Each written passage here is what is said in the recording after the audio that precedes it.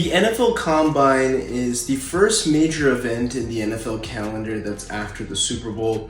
This is obviously a time for GMs and executives to check out the latest NFL prospects and draft hopefuls and gather into one place in Indianapolis for the scouting combine. And while the NFL draft is the focal point of the NFL Combine, this isn't just the main objective for why folks are coming down here. We have free agency deals in the works. We have blockbuster trades that are being negotiated as we speak.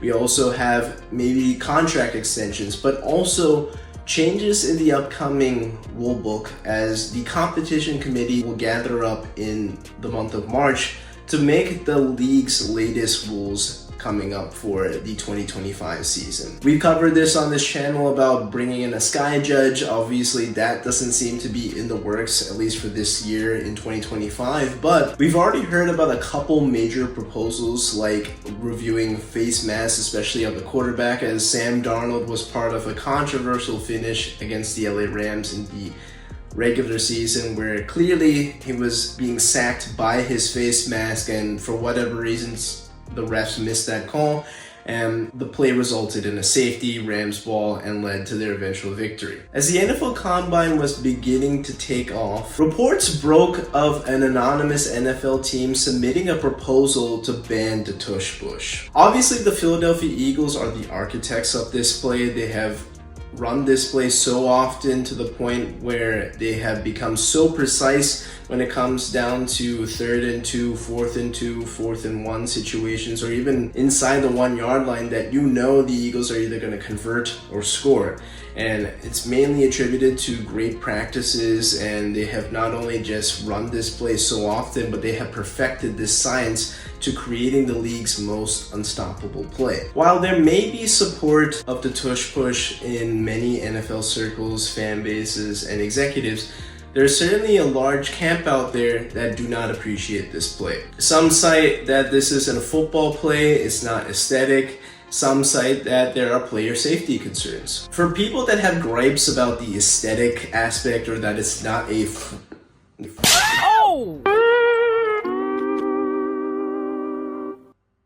that's not a football play, well, I call BS on that. I mean, this play in itself is the peak of physicality. You're getting leverage from the jump, you're pushing and shoving, and it's two sets of very grown, strong men getting after it and trying to deny one side from breaking the play in or first down yardage. It's just the definition of a physical play. I mean, if you think about how football is played, there is blood, sweat, tears fought on a single field. The sport is played on various elements and surfaces, whether it's at Mile High Stadium or whether it's played in snow, sleet, rain. I mean, I just think that the aesthetic aspect or the arguments is invalid. Now, there's a handful of NFL fans, execs, and coaches that would love to see this play banned. It became known that the Green Bay Packers actually were the team to submit this proposal to the NFL Rules Committee to ban the Tush Push, and mainly led by GM Brian Gutekunst. And if I were an executive of the Green Bay Packers and I know that my team is finesse as fuck, I would be mad too. I mean, remember in that wild card game, the Eagles brought the physicality from the jump. The opening kickoff, Keyshawn Nixon was blasted by Oren Burks. He fumbled the ball,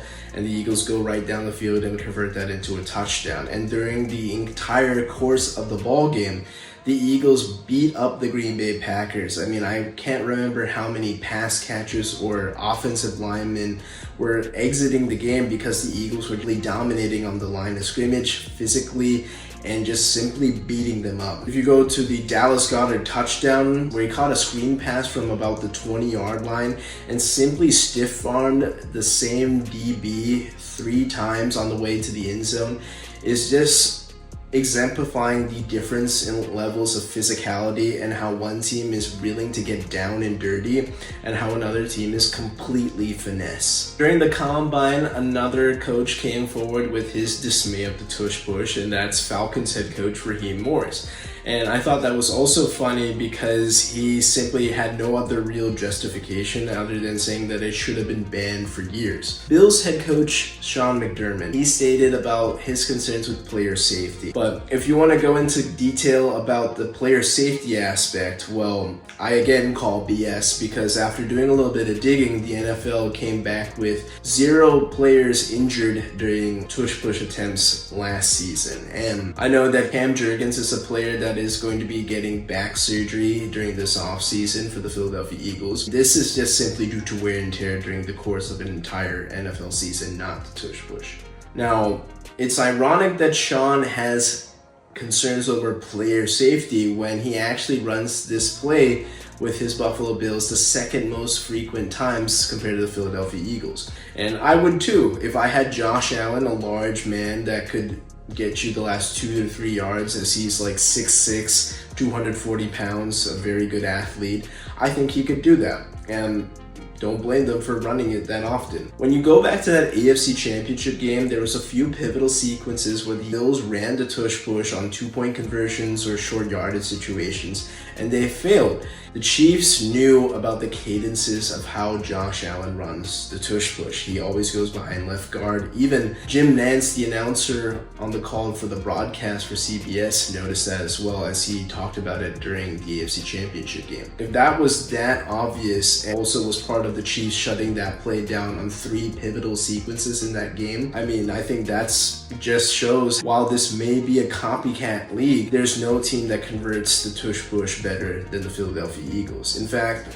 if you look at the stats where tush pushes run outside of the Philadelphia Eagles, they're in the 80 to 84% range, which is still very good.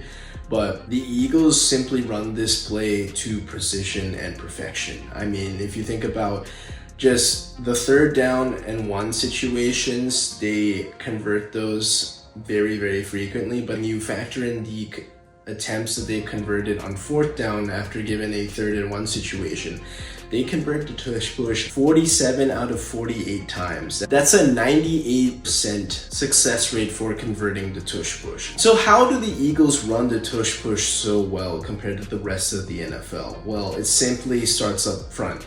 Their offensive line is the biggest and tallest offensive line in Super Bowl history. In fact, they average 6 feet 6 inches in height, and they average nearly 340 pounds in weight per offensive lineman. That is insane beef up front. And then when you couple that with Jalen Hurts' ability to squat 600 pounds, I mean, that leads to the ingredients for creating the league's most unstoppable play. Comment on what you think. Should the NFL ban the tush push? Yes or no?